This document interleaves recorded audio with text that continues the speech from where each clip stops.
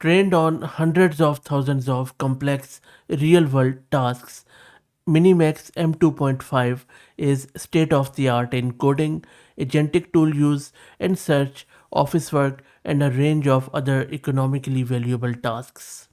Now, courtesy Unslot's GGUF format, you can run it locally, and that is what we are going to do in this video. We are going to install this MiniMax M2.5 locally, and I will be showing you the token per second, VRAM consumption, and the performance of this model in real time. This is Fahad Mirza and I welcome you to the channel. You can see that we have been covering this new MiniMax model from various angles. We already have thoroughly tested it. We have tested its OpenClaw integration and various other things. And in this video, let's get it installed. I'm going to use this Ubuntu system. I have one GPU card NVIDIA H100 with 80 GB of VRAM. Now I am renting it, and if you are looking to rent it out, you can also rent it from Massed Compute. I will drop the link in video's description.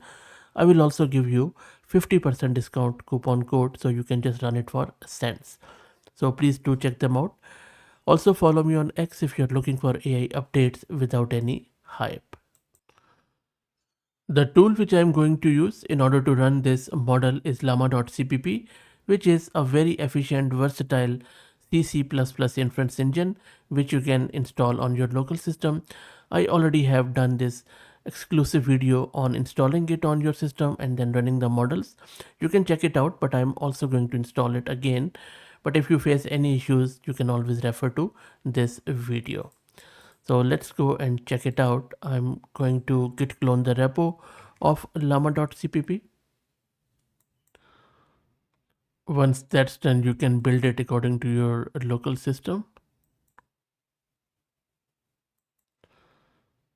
And now you can compile and link. And this is a step where it takes long time. I have seen it taking 1 hour even. So I will let it run. While that happens, let's talk a bit more around this GGUF format and what exactly Unsloth has done here. So GGUF is a file format for storing AI models in a compressed, optimized way so they can run locally on your own hardware instead of needing any beefy multi-GPU clusters. This is especially true for a huge, big models. The original MiniMax 2.5 model is massive at 457 GB in BF16 format if you go to their Hugging Face model card, and it is not a small model. Unsloth took this model and applied their dynamic 2 quantization technique, which shrinks the model dramatically down to 101 GB for 3-bit by reducing the numerical precision of models' weights, but smartly keeps the most critical layers at higher precision, which is 8-bit or 16-bit.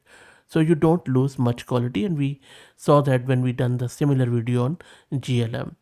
The result is that you get a model that is 62% smaller, runs on hardware with 1 GPU maybe.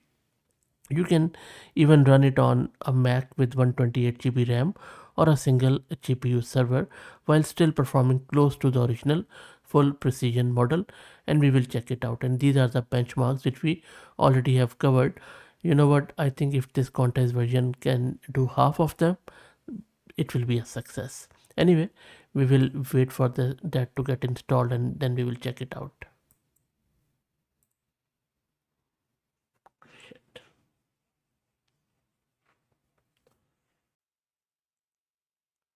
And the build process is still going on, almost there. It's been around half an hour.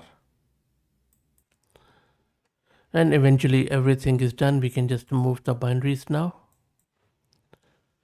And now we are ready to download the model. And you can see that previously when we did the GLM one, we had to pull the special PR, but not in this one. The standard llama.cpp build is sufficient.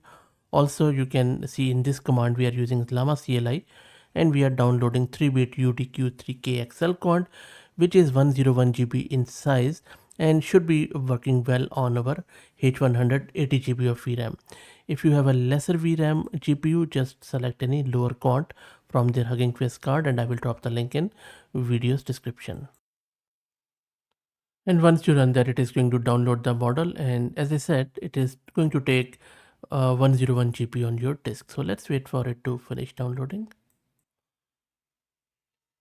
And the model is almost downloaded, as you can see. And then it is now getting loaded onto our GPU. It is also going to offload it onto CPU and our RAM. So if you have a unified RAM, you can easily try this model out.